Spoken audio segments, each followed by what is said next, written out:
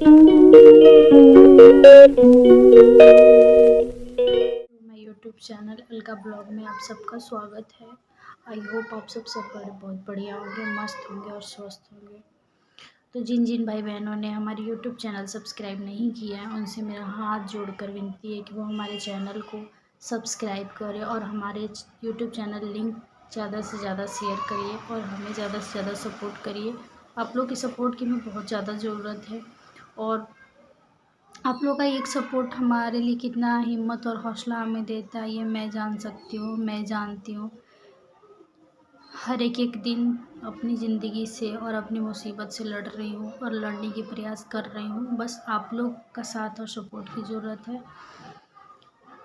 हर कोई बोलता है कि इतनी हिम्मत कहाँ से लाती हो, तो वो आप लोग का देन है, पब्लिक का देन है, जो आप लोग इतना हमें सपोर्ट और प्यार करते हो। और हमें उम्मीद है कि आप लोग हमेशा हमारा साथ दोगे, साथ नहीं छोड़ोगे और ऐसे ही हमें प्यार और सपोर्ट। मैंने बताया था कि हमारे जेठ गए हुए थे हॉस्पिटल में और वहाँ पर जाने के बाद किडनी ट्रांसप्लांट को लेकर हमारे और इनके बीच में बहस हो गई और वहाँ पर इतनी टेंशन ज़्यादा बढ़ चुकी थी कि मेरे तो मतलब क्या ही बताऊँ, मैं खुद अपने आप के कंट्रोल में नहीं थी। मैं खुद अपने आप से कंट्रोल से बाहर हो गई थी, क्योंकि मुझे तो बस ये जो आज मेरे साथ हो रहा है ना, वो चीज़ें कि उस टाइम हमें दिमाग में मतलब टेंशन हो रहा था कि कहीं ऐसा ना हो जाए, कहीं ऐसा ना हो जाए और ये लोग क्या चाहते हैं, क्या नहीं चाहते हैं। तो ये सारी चीज़ें हमारे माइंड में उस टाइम चल रही थी। जो आज हमारे साथ हो रही है वो चीज़ उस टाइम ही हमें डर लग रहा था कि अगर इन्हें कुछ हुआ तो हमें ये लोग जीने नहीं देंगे। और सच ऐसा ही हुआ और ऐसा ही हो रहा है। बट उस टाइम ऐसा हुआ कि ये तो वहाँ से इनको तो एक बहाना मिल गया और वहाँ से ये रिटर्न घर चले आए हमारे जेठ। फिर एक दिन अगले सुबह के दिन मतलब एक दिन के बाद दो मतलब एक से परसों दिन के में थी ज्योतिया था, जो कि हमारे बिहार में ज्योतिया बेटा का पर्व है और बेटा के लिए व्रत रखते हैं। तो वो व्रत था, निर्जला व्रत होता है, 3 दिन का व्रत होता है। तो वो व्रत मैं मेरे भी बेटे हैं तो मैं भी अपने बेटे के लिए करती हूँ और मेरी सास भी करती हैं।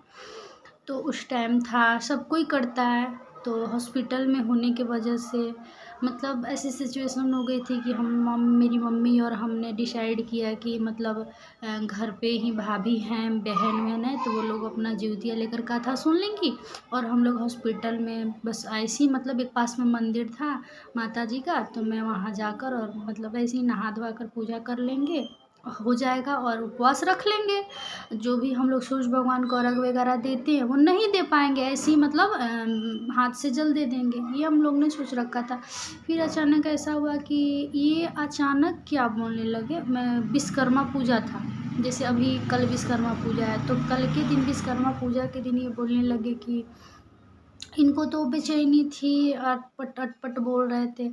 तो ये हमसे बोले कि अलका, ये तो सुन रहे थे, हम और मम्मी बैठ के बातें कर रहे थे जिउतिया के बारे में कि मम्मी जिउतिया है।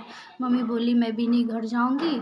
मैं बोली मम्मी से कि मम्मी तुम चली जाओ, एक तो मतलब हम नहीं हैं, एक तुम भी नहीं रहोगी, जाओ तुम भी मेरा भी जिउतिया का कथा तुम सुन लेना और अपना भी सुन लेना, जाओ तुम करके आना। और नई नई भाभी भी थी। तो फिर मम्मी से बोली तो मम्मी बोली नहीं मैं नहीं जाऊंगी छोड़ के तुमको, कि छोड़ो रहने दो, इस बार नहीं करेंगे, ऐसे ही रह लेंगे उपवास। मैं बोली ठीक है। फिर ये जब ये सुने तो मेरी मम्मी को बोलने लगे कि मम्मी जी रौरा जाई घरे, आ जाके आ रौरा व्रत करके फिर आई, लेकिन घरे जाई पर अब हॉस्पिटल में कैसे करब।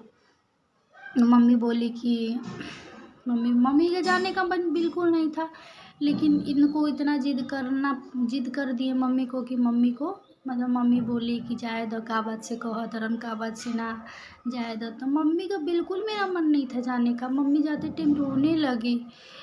पता नहीं मम्मी को अंदर से वहम था कि क्या था, भगवान जाने। मम्मी जाना नहीं चाहती थी, लेकिन मम्मी को उन्होंने अपना कसम देकर मम्मी को घर भेजा कि मम्मी हमारा कसम बा, अपन बेटा खातिर रौरा जाई जाई, ऐसे करके मम्मी को बोले। मम्मी घर तो गई तो हमको बोल रहे हैं कि हमको बोले कि और फिर मम्मी घर गई। मम्मी के घर जाने के बाद फिर ये हमसे बोले कि वहाँ पे सिर्फ हम रह गए थे, पापा थे हमारे और हम थे, पापा थे, भाई था। तो ये हमसे बोले कि ये तो मतलब बीमार तो थे ही, लेकिन सब सुन रहे थे। तो हमको बोल रहे हैं क्या लगा? हम बोले हाँ। तो बोल रहे हैं कि कल जिउतिया है, तुम भूखेगी ना बउआ के लिए? हम बोले कि हाँ करेंगे। तो बोले कि तो यहाँ पर तो मतलब तुम्हारे कपड़े उपड़े भी नहीं है, तुम हर साल नए कपड़े लेती थी, कपड़े भी नहीं है, कैसे करेगी यहाँ पे? हम बोले कि कोई नहीं, ऐसे कर पूजा करके और मतलब कर लेंगे ऐसे ही, ऊपर जाके हम पूजा करके और रह जाएंगे। घर पे जो पूजा पाठ है करेंगे, मम्मी लोग ये करेगी, एक साल नहीं करेंगे तो नहीं चलेगा। तो बोले कि जाके बगल बगल में एक श्रृंगार का दुकान था, तो बोले कि जाकर चूड़ी वगैरह नई ले ले और मतलब जो भी श्रृंगार का सामान होता है वो ले ले, और साड़ी मम्मी घर से भिजवा देंगी तो हो जाएगा, कर ले।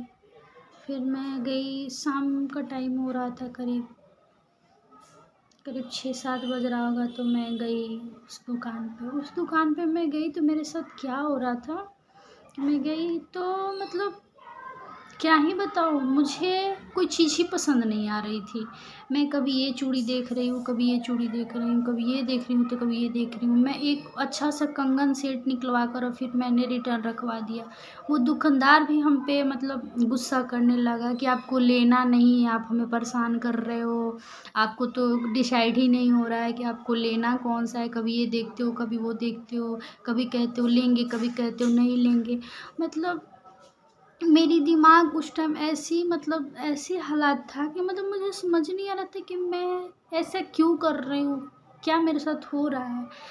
कभी मैं नेल पेंट ले रही हूँ, कभी बोल रही हूँ नहीं भैया रहने दीजिए, कभी मैं ये बोल रही हूँ लिपस्टिक दिखा दो, फिर नहीं रहने दीजिए, ऐसे करके फिर लास्ट में मतलब एक और औरत थी तो बोली कि कल जिउतिया है ना, हम लोग के लिए, हम लोग भी करते हैं कि आप ले लो ये सब सामान। हम बोले पता नहीं हॉस्पिटल में कैसे कैसे होगा, कैसे कैसे नहीं होगा। तो फिर भी मैंने चूड़ी का डब्बा, सिंदूर, बिंदी, लिपस्टिक जो भी होती है ना अपनी श्रृंगार की सामानें मैंने ली थी और लेकर और मैं लॉकर में रख दी थी कि सुबह मैं मतलब जिउतिया करूँगी तो शाम में मैं पहनूँगी।